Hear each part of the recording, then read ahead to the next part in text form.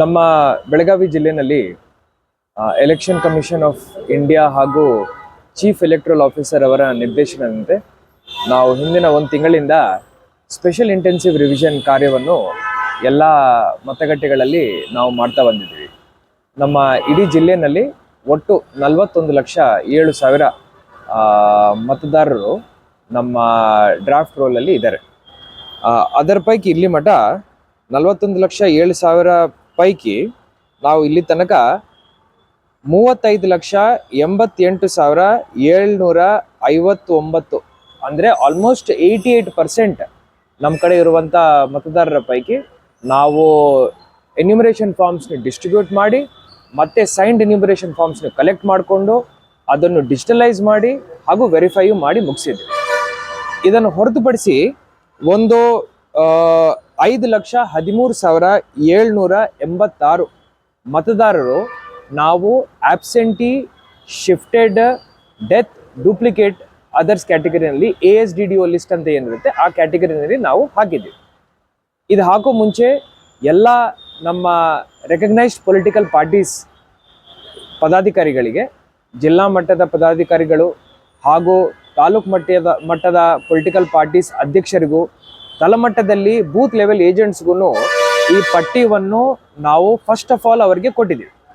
ಕೊಟ್ಬಿಟ್ಟು ಆ ವ್ಯಾಪ್ತಿನಲ್ಲಿ ಯಾರು ಆಬ್ಸೆಂಟಿ, ಶಿಫ್ಟೆಡ್, ಡೆತ್, ಡೂಪ್ಲಿಕೇಟ್ ಅಂತ ನಾವು ಐಡೆಂಟಿಫೈ ಮಾಡಿದ್ದೀವಿ BLO ಮುಖಾಂತರ, ಅದನ್ನು ಕ್ರಾಸ್ ವೆರಿಫೈ ಮಾಡಿ ಅಬ್ಜೆಕ್ಷನ್ಸ್ ಇದೆ ಅಂದರೆ ಕೊಡಿ ಅಂತ ಹೇಳಿ ಈ ಎಲ್ಲ ಪ್ರಾಸೆಸ್ ಒಂದು ವಾರದಿಂದ ಮಾಡಿ ಇದನ್ನು ನಾವು ಈಗ ಮುಕ್ತಾಯ ಮಾಡ್ಕೊಂಡಿದ್ದೀವಿ.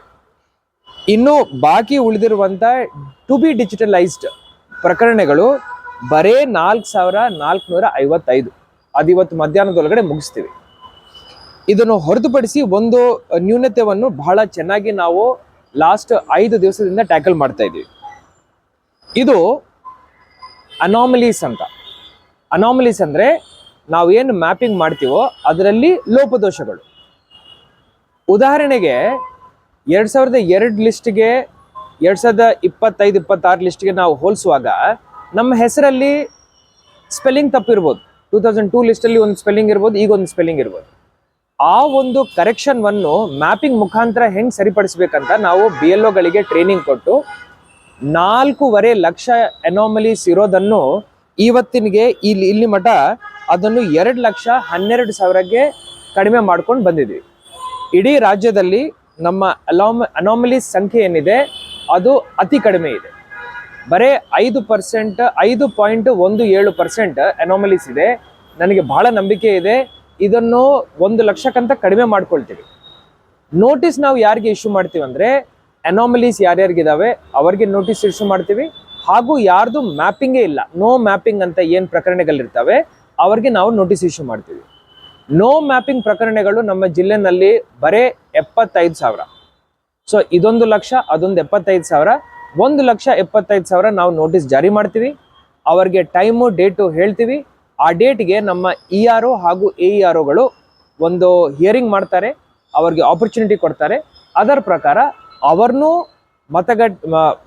ಮತದಾರರ ಪಟ್ಟಿನಲ್ಲಿ ಸೇರಿಸ್ಕೊಳ್ಳಿಕ್ಕೆ ಆ ಅವಕಾಶವನ್ನು ಕೊಟ್ಟು ಪ್ರೊಸೀಜರ್ ಫಾಲೋ ಮಾಡಿ ಅವರನ್ನು ಸೇರಿಸ್ಕೊಳ್ತೀವಿ. ಸೊ ಇದರಲ್ಲಿ ಒಂದು ಕ್ಲಾರಿಫಿಕೇಶನ್ ನಾನು ಕೊಡಬೇಕು. ಇದರಲ್ಲಿ ಯಾವುದೇ ಡಿಲೀಷನ್ ಆಗ್ತಾ ಇಲ್ಲ. ಇದು ಡಿಲೀಷನ್ ಅಂತ, ಈ ಎಕ್ಸರ್ಸೈಸ್ ಡಿಲೀಷನ್ ಅಂತ ನಾವು ತಿಳ್ಕೊಬಾರ್ದು. This is only a corrective exercise.